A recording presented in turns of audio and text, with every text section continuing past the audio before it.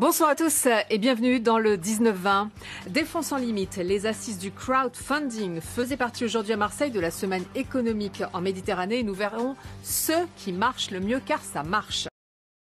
La semaine économique de la Méditerranée continue à Marseille et aujourd'hui c'est une nouvelle pratique dans l'économie qui est sous les projecteurs, le financement participatif, le fameux crowdfunding. Dans un instant nous parlerons avec l'un des fondateurs du célèbre KissKissBankBank, mais d'abord concrètement dans notre région, deux exemples, un financement abouti pour une imprimerie et un financement en cours pour une distribution de produits locaux. Marielle Lacoste, Laurent Esnault. Moi, c'est celle-ci que j'adore. Fiers de leurs idées, Robin et Arthur, deux jeunes frères, se lancent dans un projet ambitieux, la création d'une maison d'édition et d'une imprimerie en risographie. La risographie, c'est une technique d'impression qui imprime couche par couche. Donc, par exemple, moi ici, j'ai imprimé en rouge, bleu et or. Et donc, mon résultat final, ce sont mes trois couches qui vont se mélanger, à la différence de la sérigraphie, par exemple. Mais pour acheter une imprimante, il faut des sous. Ils ont fait un appel de fonds en crowdfunding, autrement dit en financement participatif. Ils ont récolté plus que le montant demandé et de précieux contacts. Par le crowdfunding, on a eu le réseau des auteurs, parce qu'on publie 4 livres, donc on a 4 écrivains et 4 illustrateurs, donc on a ce réseau-là qu'on a pu toucher. On a aussi réussi à toucher un réseau de librairies, un réseau d'acheteurs, de gens qui en parlent et surtout de fans, des gens qui ont des blogs, des gens qui en parlent sur Twitter, sur Facebook. Et donc ça, c'est très important. Avant même qu'on ait imprimé nos livres et qu'on ait nos machines, notre activité elle est déjà lancée. Ces jeunes entrepreneurs ont fait confiance à une plateforme créée en septembre dernier à Marseille, Provence Booster. Ici, pas de projet individuel farfelu pour financer un voyage par exemple, uniquement des entrepreneurs régionaux porteurs de développement économique ou social. On prend 7,5% sur la levée de fonds à la réussite des projets. Et en fait, on aide les porteurs de projets, du coup, à animer leur campagne. On les aide à la structurer avant.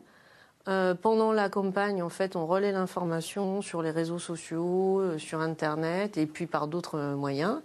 Et ensuite, on les aide aussi après la campagne. Parmi les 7 projets retenus, une entreprise d'Aix-en-Provence, 1500 produits locaux en vente sur Internet et livrés dans des points relais. Sa trésorerie ne permet pas l'achat d'un camion pour remporter le marché des cantines scolaires. On est tout petit, on a besoin de se développer, ça nécessite effectivement des investissements importants. Il ne s'agit pas de remplir un compte en banque, mais bien de créer une dynamique qui va permettre à l'entreprise de se développer. Et par ailleurs, on a un engagement et des valeurs qu'on voulait porter à travers cette plateforme, comme notamment l'éco-responsabilité, qui est un des leviers forts de Localise. 45 jours pour récolter 32 000 €. Si la somme n'est pas atteinte, les contributeurs seront remboursés et l'entreprise n'aura rien. C'est la dure loi du système du crowdfunding. Bonsoir Adrien Aumont. Cet après-midi se sont tenues les premières rencontres du crowdfunding en Méditerranée. Vous-même, vous êtes l'un des cofondateurs de KissKissBankBank, qui est devenu en 5 ans l'un des premiers sites européens de financement participatif. Qu'est-ce qui marche le mieux en ce moment ?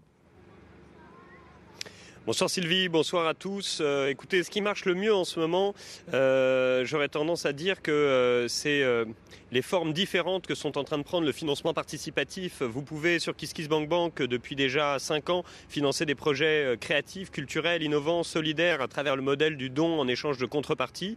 Et vous pouvez depuis 2 ans sur Hello Merci, qui est une plateforme que nous avons créée aussi, financer des projets d'artisanat, d'agriculture, de commerce de proximité sur un modèle d'emprunt, mais d'emprunt à taux zéro, d'emprunt solidaire. L'idée, c'est d'emprunter à des gens qui nous veulent du bien. Nous pouvons aussi permettre aux gens aujourd'hui de financer leurs petites et leurs moyennes entreprises sur un modèle d'emprunt, mais cette fois-ci rémunéré. Et donc notre proposition qu'on fait aux Français aujourd'hui, c'est diversifier leur épargne en finançant des entreprises près de chez eux, dans l'économie réelle. Et puis vous avez sur d'autres plateformes qui sont des plateformes montées d'ailleurs dans le sud, comme WeSeed ou comme Anaxago, financer des projets à travers le capital. Donc vous voyez aujourd'hui, à travers le financement participatif, on peut financer tout un tas de projets. Donc j'appelle finalement tout le monde à prendre son autonomie à travers ces financements et puis aux Français aussi de reprendre du pouvoir sur leur argent et de mettre cet argent dans l'économie réelle. Et c'est ce que permet le financement participatif. Une manière directe de faire du financement. Exactement. On a vu des choses un peu farfelues comme financer un projet de mariage. Est-ce que ça ne dessert pas un peu les projets de financement participatif ? Est-ce qu'il ne faut pas restreindre ? Écoutez, moi je pense surtout qu'il y a un temps pour tout. Je pense qu'il y a une certaine maturité autour des projets créatifs innovants et solidaires. Je pense qu'il y a une maturité au travers du financement des PME et des TPE. Le financement d'un mariage me fait sourire comme vous. Après, si le financement d'un mariage nécessite de l'argent pour qu'il puisse bien fonctionner et que l'outil est le bon outil utilisé, écoutez, si les gens peuvent réussir à se marier correctement aujourd'hui, moi ça me fait plaisir de toutes les manières. Alors là, on parle de la Méditerranée. La France est très en avance et vous travaillez aussi sur la Tunisie, le Maroc. Où est-ce qu'on en est en Méditerranée ?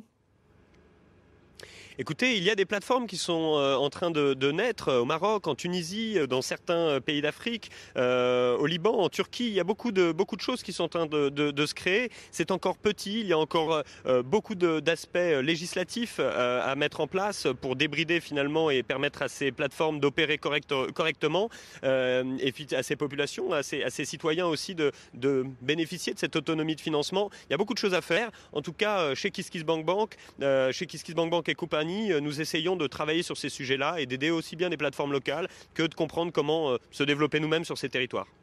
Merci Adrien Aumont et vous avez raison également de faire un peu de publicité pour votre site